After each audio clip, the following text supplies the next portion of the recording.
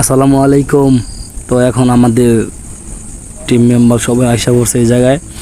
তো আসার পর আমাদের ক্যাপ্টেন আমাদেরকে বুঝাইতেছে যে এইভাবে খেলা লাগবো, গুরুত্ব দিতে বলতেছে যে আমাকে বারবার বুঝাইতেছে এইভাবে না এইভাবে খেলা লাগবে এবং আমাদের ফোকাস থাকবে বলারের প্রতি, বা যখন বল করবো তখন ব্যাটিংয়ের প্রতি, কারণ ব্যাটিংয়ে কোন দিকে ব্যাট চালায় বা কোন দিকে সে আক্রমণ করতেছে ওই দিকে আমাদের ফলো রাখতে হবে।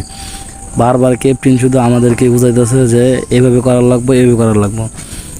কী আর করবো, দুঃখের বিষয়। মাঠে যাওয়ার পর হাউডে গেলাম এক বলি, তারপরে ছোটো ভাই দেখেন আবার ঠিক করেছে কালার মানে পিঠের কালারটা ঠিক আছে হলো না, ওটা ঠিক করে দিল।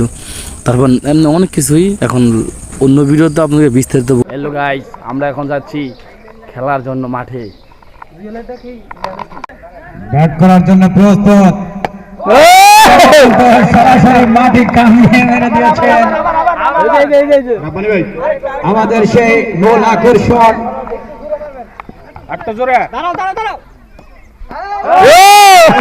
কিন্তু চমৎকার শট আমাদের দেখতে পাচ্ছেন তিনি। তো মাঠে ওনাদেরকে দেখা আমরা আবার এই জায়গায় চলে আসি সবাই। তো এই জায়গায় আসার পর আমরা বলতেছি যে আমরা সবাই মিলে একসাথে মাঠে যাব, তো কেউ আগে পরে যাবো না। তো আমরা একবার যাইয়া মাঠ থেকে আবার ঘুরে আসছি, কারণ আসার বললাম না আসলে তাদের সবাইকে নিয়ে যাওয়া যাবে না একসাথে। তো এইভাবেই আমরা একসাথে সবাই যাব বলে দাঁড়ায় রইলাম। তো অনেকক্ষণ দাঁড়াইলাম, কেউ আসতেছে না। তারপর সবাইকে ফোন দিলাম, অনেকে রিক্সা দিয়ে আসতেছে, আবার অনেকে রিক্সা ছাড়াই আসতেছে। না, এভাবে তো থাকা যাবে না। তো আমরা একটু ভিডিও করে নিই এবং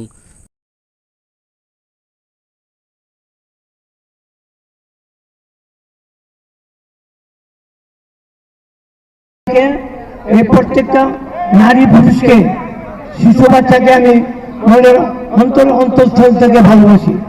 আমি কতদিন বেঁচে থাকবো, চলতে পারবো। আমি প্রতি বছর দেশে থাকলে আমি পয়লা বৈশাখ এই গ্রামে উদযাপন করবো।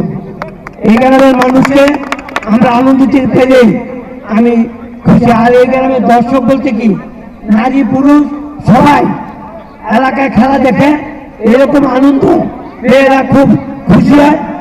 সবাই বয়স্ক মেয়েরা জন্য খেলা লেগেছি, বাচ্চাদের জন্য খেলা লেগেছি, টিনেজারদের জন্য খেলা লেগেছি, ছেলেরা মেয়েরা সবাই।